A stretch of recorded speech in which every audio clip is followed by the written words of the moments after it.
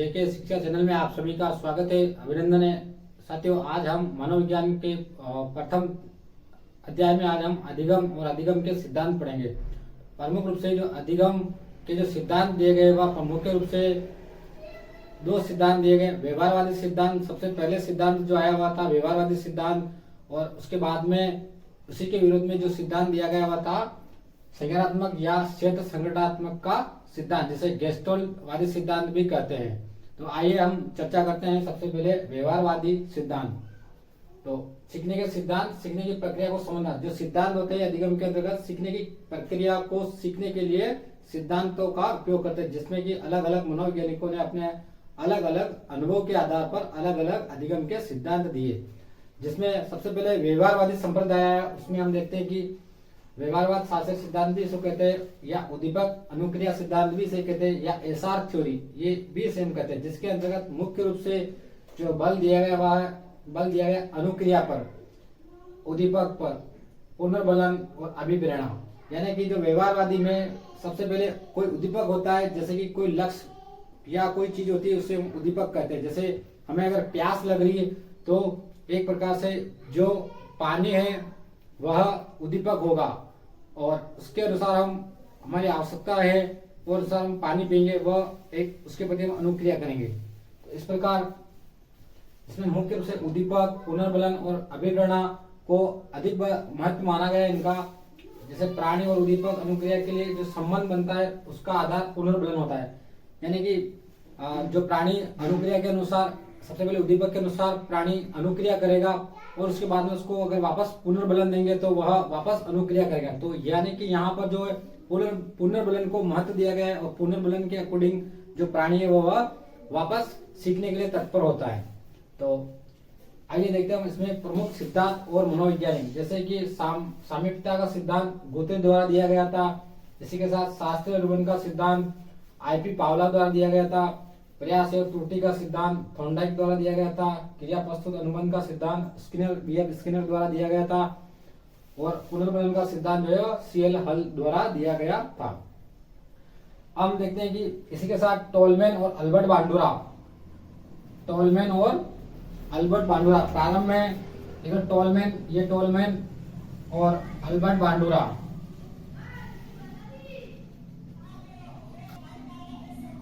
ये प्रारंभ में व्यवहारवादी थे। उसके बाद में जब संज्ञानात्मक संप्रदाय है उस समय ये वापस अपने तथ्यों के आधार पर इन्होंने संज्ञानात्मक संप्रदाय को अपना लिया।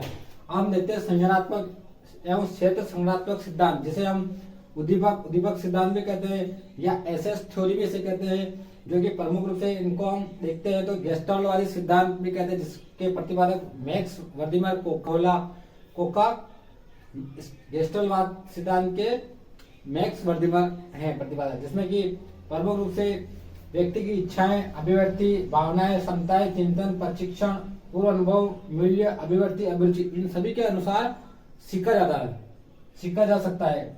और इसमें मुख्य रूप से संवेदना, प्रत्यक्षीकरण, संज्ञान, इनको महत्व दिया गया है कि व्यक्ति अपने जो पांचों जो ज्ञानेंद्रियां होती है उसके अनुसार सीखता है। जैसे आंख, नाक, कान, गला, ये हमारे जो पांच ज्ञानेंद्रियां होती है, इस पांच जो ज्ञानेंद्रियां होती है इसके अनुसार हम प्रत्यक्ष संवेदना उत्पन्न होती है, और इसके द्वारा हम प्रत्यक्षीकरण होता है, फिर हम संज्ञान या हम उस चीज का ज्ञान होता है, फिर हम समस्या का समाधान करते हैं।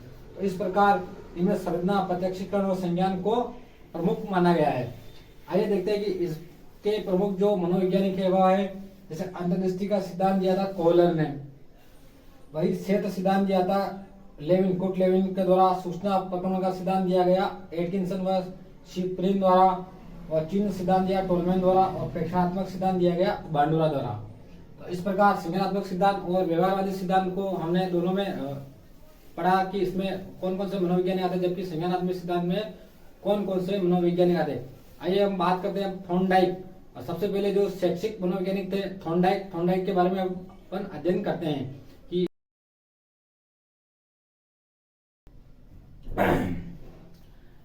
हम देखते हैं साथियों थॉर्नडाइक के बारे में। थॉर्नडाइक जो कि प्रथम शैक्षिक मनोवैज्ञानिक कहलाते हैं, और इन्होंने सबसे पहले शिक्षा के क्षेत्र में शैक्षिक सीखने के नियम दिए थे, जिसके कारण इनको प्रथम शैक्षिक मनोवैज्ञानिक की संज्ञा दी गई थी। और इन्होंने पशु पे सबसे ज्यादा अधिक प्रयोग किए पशुओं पर, जिसके कारण इनको पशु मनोविज्ञान का जनक भी इनको कहा जाता है। तो आइए हम देखते हैं कि E.L. थॉर्नडाइक मुख्य रूप से अमेरिका के मनोवैज्ञानिक थे और इन्होंने सबसे पहले ये प्रत्ययवादी थे अपनाया था, जिसके बाद में जो व्यवहारवादी सिद्धांत आया उसके बाद में इन्होंने अपने व्यवहारवादी सिद्धांत को अपना लिया था। तो हम ये कह सकते हैं कि थॉर्नडाइक जो थे वह प्रारंभ में प्रत्ययवादी थे, उसके बाद में वो व्यवहारवादी बने। तो एक पॉइंट आप ये याद रखिए। दूसरी बात, इन्होंने सिद्धांत कब दिए, तो हम देखते हैं कि इन्होंने सिद्धांत दिए थे 1898 में। इनके प्रमुख इन्होंने एक शोध किया था, जिसमें इनके शोध का जो नाम था या शीर्षक जो था वह था एनिमल इंटेलिजेंस, जिसमें इन्होंने 1913 में अपने सिद्धांत सीखने के सिद्धांत को प्रतिपादित किया था। एक पॉइंट आप ये जरूर याद रखिए। हम देखते हैं कि इनके सिद्धांत को किन किन नामों से जाना जाता था। कि एक ही सिद्धांत इन्होंने दिया था सीखने के सिद्धांत, तो प्रमुख रूप से अन्य जो सिद्धांत के इनके नाम थे वह देखते हैं कि संबंधवाद का सिद्धांत, संबंधवाद का सिद्धांत। इन्होंने इनके सिद्धांत को संबंधवाद का सिद्धांत भी कहते हैं, क्योंकि जब उद्दीपक के प्रति जो अनुक्रिया होती है, उद्दीपक के प्रति जो अनुक्रिया करते हैं कोई भी प्राणी, तो उनके बीच में एक संबंध स्थापित हो जाता है, जिसके कारण इन्होंने इन नियम को संबंधवाद का सिद्धांत नाम दिया। क्योंकि जो और उद्दीपक अनुक्रिया का सिद्धांत, क्योंकि इसमें एक उद्दीपक भी होता है और उद्दीपक के प्रति जो अनुक्रिया की जाती है, जिसके कारण इसको उद्दीपक अनुक्रिया का सिद्धांत भी इसको कह सकते हैं। इसे एसार सिद्धांत भी कह सकते हैं, स्टिमुलस रेस्पॉन्स और प्रयत्न या भूल का सिद्धांत।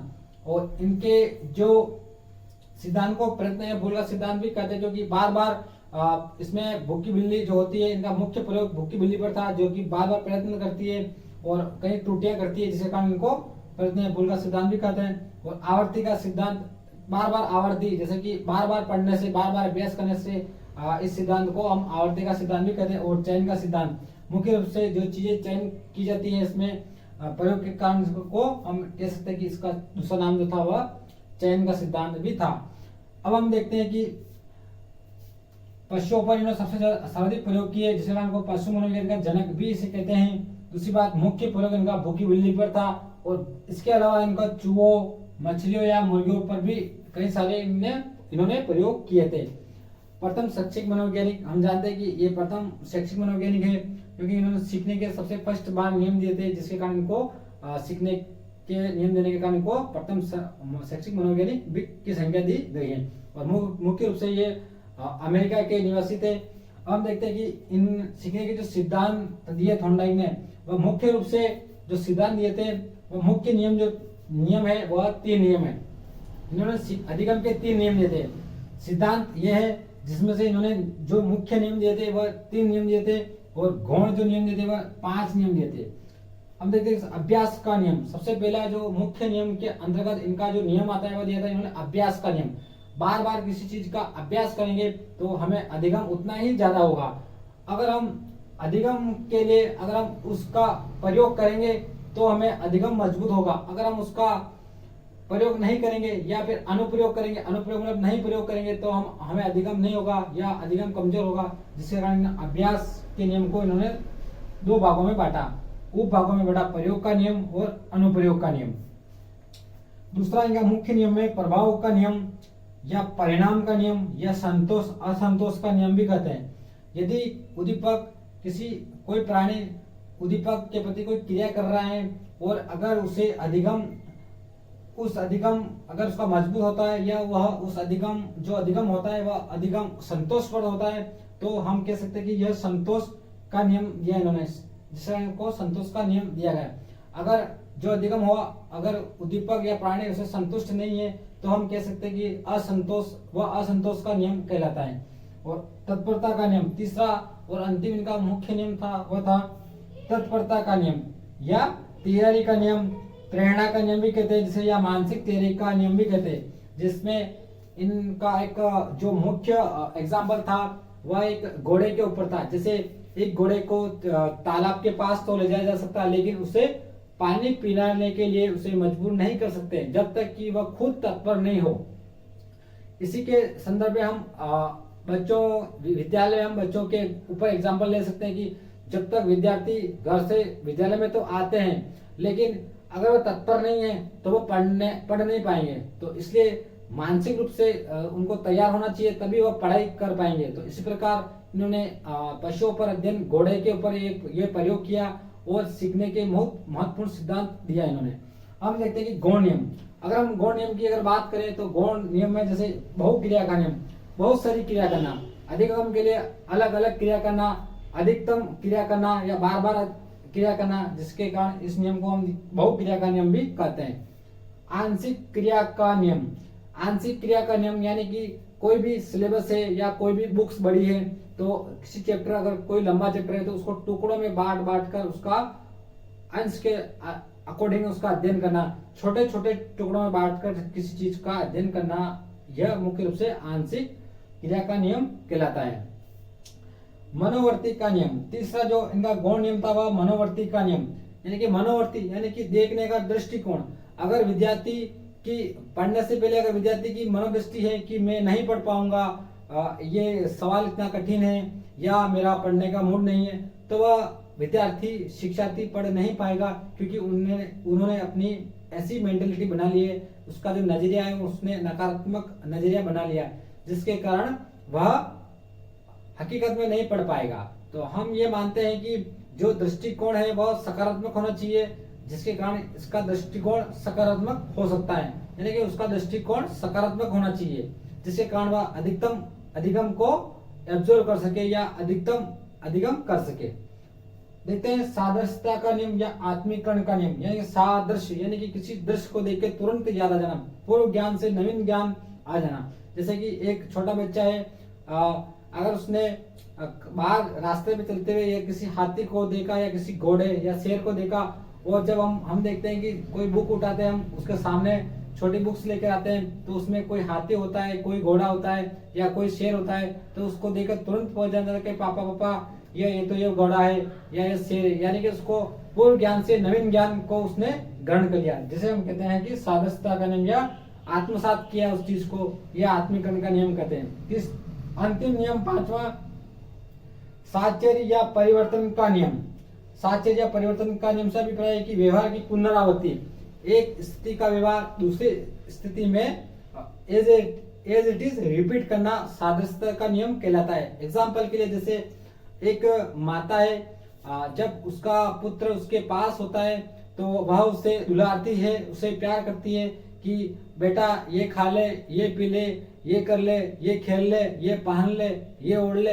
तो इस प्रकार जब माँ से जब अपना बच्चा बिछड़ता है और कहीं दूर जाता है या कहीं पढ़ने बाहर जाता है, तो उस समय जो परिस्थिति माँ ने पहले थी वही परिस्थिति माँ के सामने दृश्य याद आता है और अपने आप को ऐसा मानती है कि ले बेटा दूध पी ले, चाय पी ले, तो वह उसी प्रथम स्थिति का प्रयोग दूसरी स्थिति में करती है। तो यह हम कह सकते हैं कि एक सादृश्यता का नियम कहलाता है या साहचर्य का नियम कहलाता है, जिसमें कि एक परिस्थिति का व्यवहार दूसरी परिस्थिति में रिपीट किया जाता है। तो साथियों, ये हमारा थॉर्नडाइक का मुख्य प्रयोग था, जिसमें हमने बहुत सारे फैक्ट पढ़े। उम्मीद करता हूँ कि साथियों कंटेंट आपको अच्छा लगा होगा। और साथियों प्लीज कुछ क्वेरी हो तो आप कमेंट बॉक्स में कमेंट कर सकते हैं।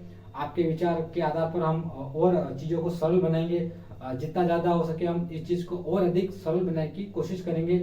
तो साथियों मिलते हैं नेक्स्ट जो व्यवहारवादी सिद्धांत के, अब अभी हम जो पढ़ रहे हैं वह सिर्फ व्यवहारवादी सिद्धांत के मनोविज्ञान के बारे में अध्ययन करेंगे कि अधिगम के जो सिद्धांत है, मुख्य रूप से व्यवहारवादियों ने जो अधिगम के क्षेत्र में जो सिद्धांत अपनाए उन्हीं को हम पढ़ेंगे। उसके बाद में हम पढ़ेंगे गेस्टोलवादी सिद्धांत। तो साथियों आज के लिए इतना ही, दीजिए इजाजत। धन्यवाद। जय हिंद, जय भारत।